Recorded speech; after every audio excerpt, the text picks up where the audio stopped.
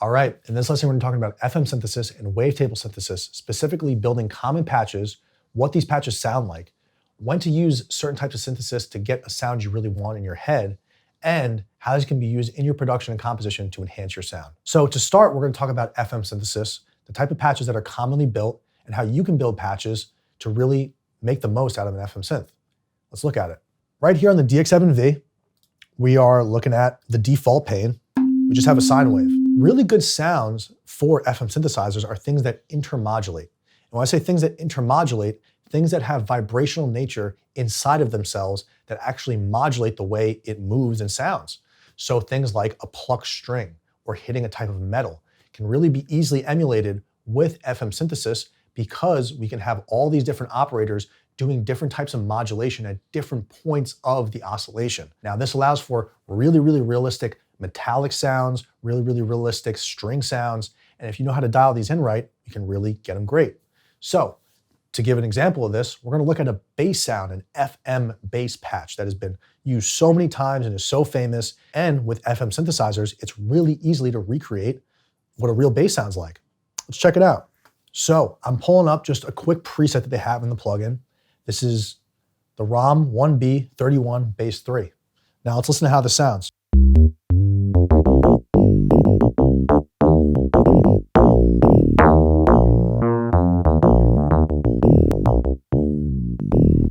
Sounds like a bass. And really interestingly enough, we're using all 6 operators in this case to achieve this sound. So what we're doing is we have OP1 as the sound source.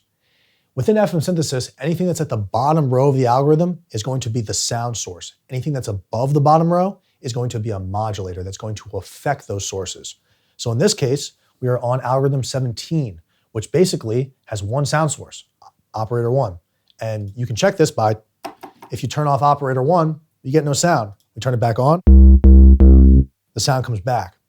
So what all these other operators are doing is modulating source 1 at different times in certain ways to create different timbre changes. Specifically, right at the beginning, we hear a little bit of a pop, and that is the attack phase.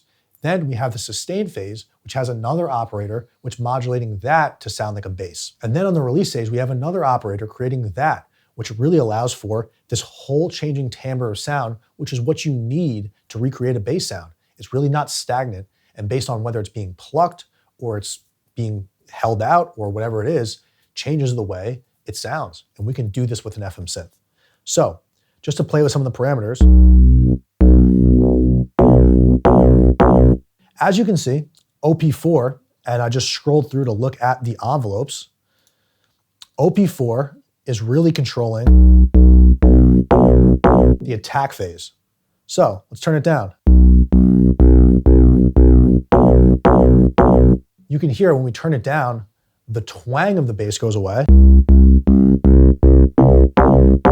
When we turn it back up, we get that pluck sound. So by using operator 4, we are effectively modulating operator 1, that sound source, in just the attack phase to give us that twang. Now, this is just one great example of FM synthesizers creating realistic sounds from just sine waves.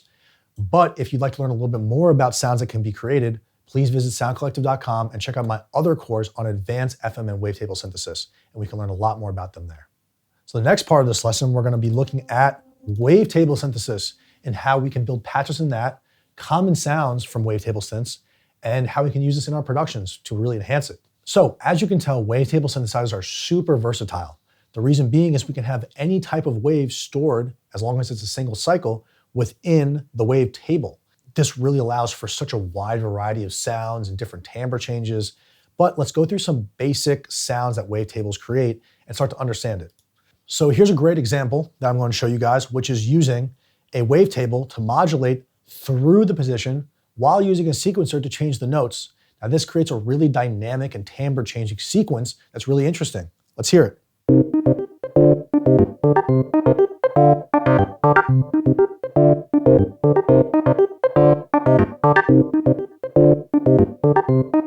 As you can hear, really fun, really entertaining, a lot of movement, and this is a very classic type of sound that you'll hear from wavetables. you'll have the timbre change very quickly and sound like it's almost a different kind of synth playing the note. But really all we're doing is moving through that oscillator table and choosing what wave is going to be creating that sound. This is really good for taking analog style patches, such as just a simple sine wave, a square wave, and modulating it to create some really crazy timbre change that you can never do really with a normal analog synthesizer. This, being very versatile, sometimes lacks a little bit in the warmth department, just like FM synthesizers, but both of these being so versatile allows for so many more different types of timbres and sounds to be created, and allows for the synthesis to really go above and beyond our classic analog subtractive synthesis. All right, so last but not least, let's talk about using these in your productions and when to use them.